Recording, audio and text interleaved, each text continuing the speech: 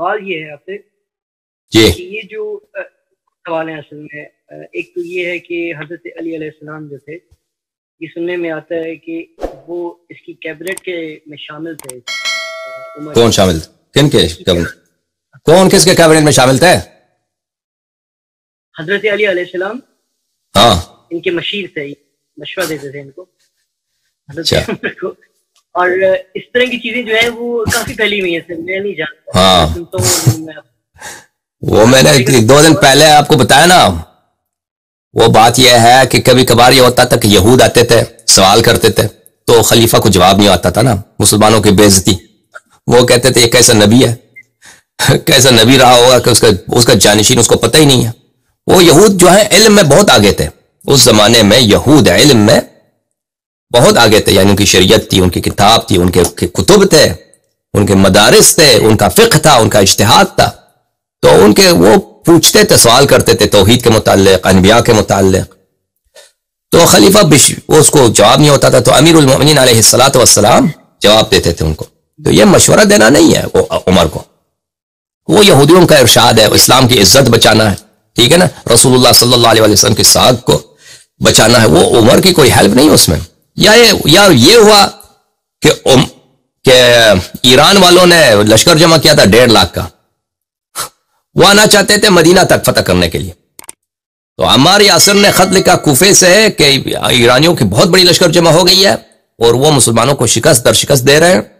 ان کا ارادہ یہی ہے کہ وہ آ کر مکے تک, مدینے تک آ کر فتح کر لیں. تو عمار کا جب خط پہنچا تو عمر اس نے خط کو پڑھ رہا تھا تو اس کو کانپنا شروع ہو گیا, لرزہ طاری ہو گیا عمر پہ, اور اس کے جبڑے جو تھے آپس میں ٹکرا رہے تھے اور اس کی آواز پوری مسجد میں گونج رہی تھی. اتنے زور زور سے وہ اس کے جبڑے جو ہے نا دانت آپس میں لرزنے کی وجہ سے ٹکرا رہے تھے. ہاں مائکروفون کے بغیر, اسپیکر کے بغیر, وہ سب کو سنائی دی کہ خلیفہ اس طرح کانپ رہے ہیں. وہ خط پڑھ کے پھر یہ بحال ہو گیا, یہ نڈال ہو گیا, بحال ہو گیا, پھر چیخنے لگا کہ یا مسلمانوں کیا کرو, چارہ بتاؤ. حالانکہ ایران بہت دور ہے, وہ اگر حملہ کرتے بھی نا, پیش قدمی کرتے بھی تو اس کو کم از کم 2-3 مہینے لگتے مدینہ پہنچنے تک. لیکن یہ ابھی سے جو ہے ابھی سے یہ جو ہے عمر جو ہے اس طرح کانپ رہا ہے. تو انہیں سب سے مشورہ لیا, سب نے مشورہ دیا کہ آپ لشکر لے کے چلے جائیں ایران کی جنگ کو. تو اس نے کہا, امیر المؤمنین علیہ السلام سے پوچھا کہ آپ کیا مشورہ دیتے ہیں؟ امیر المؤمنین علیہ السلام نے کہا, وہ میں نے بتا دیا تھا تفصیل سے, کہ عمر تو وہاں جائے گا تو جنگ سے ان کے دیکھتے ہی تو بھاگ جائے گا, ان کو دیکھتے ہی تو لشکر سے فرار ہو جائے گا. پھر مسلمانوں کا شیرازہ بکھر جائے گا, پھر مسلمانوں کے پاس کوئی سسٹم نہیں ہوگا, اور پھر مسلمانوں کے لیے امن کا کوئی جگہ نہیں ہوگا, کوئی امن کا جگہ نہیں ہوگا مسلمانوں کے لیے. ہاں وہ واضح بات یہی ہے نا کہ اگر ایک فوج کا سربراہ ہے, فوج کا بادشاہ ہے, وہ میدان جنگ سے پہلے ہی بھاگ جائے تو پھر آپ کو پتہ ہے, تو پھر لشکر والے تو بھاگ جائیں گے نا. اور ایک دفعہ خط مقدم سے فرنٹ لائن سے لشکر بھاگ جائے, پھر پیچھے مدینہ میں کوئی اور خلیفہ بھی تو نہیں ہے, تو پھر تو کفار آئیں گے آگے تک. تو اس سے کہا کہ تو نہ جا بلکہ کسی اور جنگ دیدہ شخص کو جو جنگ کا تجربہ اس کو بھیج دے. تو عمر نے یہی کیا, ان کے مشورے پہ عمل کیا. تو یہ عمر کی مذمت ہے, یہ کوئی مشیر نہیں تھے. ایک ایسے وقت میں جہاں عمر نے سب لوگوں سے مشورہ لیا ہے, امیر المؤمنین علیہ السلام نے ان کو مشورہ بھی دیا اور ساتھ میں بہت زبردست ان کی بے عزتی بھی کیا کہ تو کیا ایران کے جنگ میں کہاں جائے گا, تو کس منہ کا جنگ میں جائے, تو فرار کر لے گا, ٹھیک ہے نا. وہ تو ہم نے وہ کتاب دکھایا, سطر دکھایا, ابھی کچھ دن پہلے کی بات ہے. تو اس کے جواب یہ ہے میرے عزیز, وہ مشورہ وہ مشیر نہیں تھے, وہ عمر کو یعنی عمر کی ذات یا عمر کی حکومت کو بچانے کا مشورہ نہیں تھا, یا عمر کی تائید میں کوئی مشورہ نہیں تھا. وہ اصل بات یہ تھی کہ اگر اس وقت ایران جو تھا کیا تھا, ایک مشرک قوم, ایک کافر قوم, وہ اگر آ جاتے مدینہ تک فرض کریں, وہ تو نہیں کہتے کہ یہ شیعہ حق ہے یا کون حق ہے, وہ تو سب کو مارتے نا, پورا اسلام ہی ختم ہو جاتا, ٹھیک ہے نا.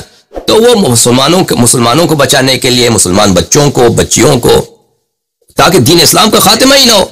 وہ ایران اس وقت تو سپر پاور تھا, جیسے امریکہ بھی سپر پاور ہے, اس طرح اس وقت اس طرح مشورہ دیا تھا, ٹھیک ہے نا. یہ عمر کے لیے کوئی ہمدردی نہیں ہے, یہ اسلام کے لیے ہے. اور اس سے وہ مشیر نہیں بنے کہ وہ مشیر تھے کابینہ میں. اور جناب اگر جان اچھا ایک سوال تھا، وہ اپنا ایک مفتی ہے فیس بک پہ، اس کی میں ویڈیو مطلب میرے سامنے آتی جاتی رہتی ہیں. اچھا تو وہ نا صحیح بخاری سے بہت زیادہ مطلب وہ استدلال کرتے ہیں. تو وہ ایک حضرت عمر کا مطلب واقعہ بتا رہے تھے کہ عمر سفر پہ کہیں پہ گیا تھا، تو وہاں پہ نا مطلب وہ بیٹھ گیا ایک جگہ پہ. تو نا کہ ایک بندہ وہاں پہ جو رہتا تھا اسی شہر کا، وہ نا عمر کے پاس آیا، ہو اس نے پھر مطلب وہ عمر سے وصیت لکھوائی کہ آپ جب مطلب خلیفہ بن جائیں گے، بچہ بن جائیں گے، تو آپ مطلب میرے جو مال ہے میرا اس پہ آپ مطلب وہ آپ جو جا کرنا وہ آپ نہیں لگائیں گے. وہ کیا تھا کہ یہ مطلب ان یہودیوں کی کتاب میں بھی مطلب موجود تھا کہ عمر بادشاہ بنے گا اور رسول اللہ کا خلیفہ بنے گا. تو اس کا کیا جواب ہے؟ اور بخاری کے جواب دینے کی ضرورت ہی نہیں بھائی. وہ بخاری سے استدلال کرتے ہیں. بخاری ہمارے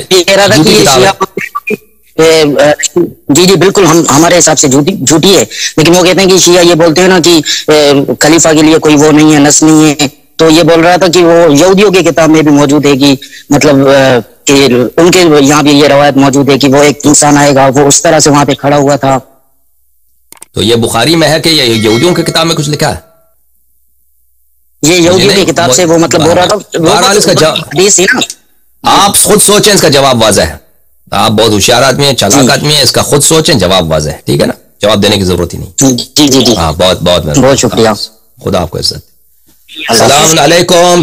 بات کریں بھائی، بات کریں بھائی.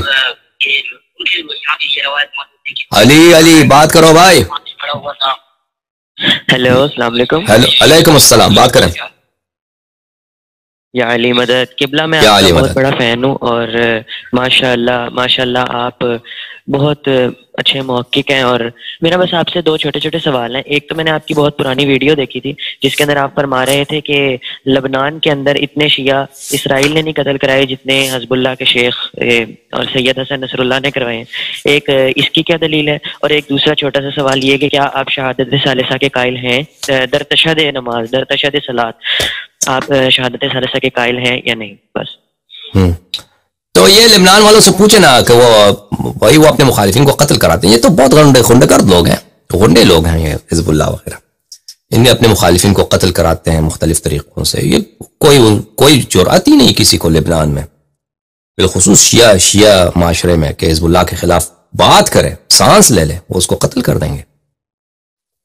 یہ تو بالکل دہشت گرد لوگ ہیں. اس میں تو شک ہی نہیں ہے. اچھا، شہادت ثالثہ کے متعلق ہم جواب دے چکے ہیں. پہلے آپ پرانے ویڈیوز کو دیکھیں، وہاں آپ کو جواب ملے گا. السلام علیکم. بات کرو بھائی.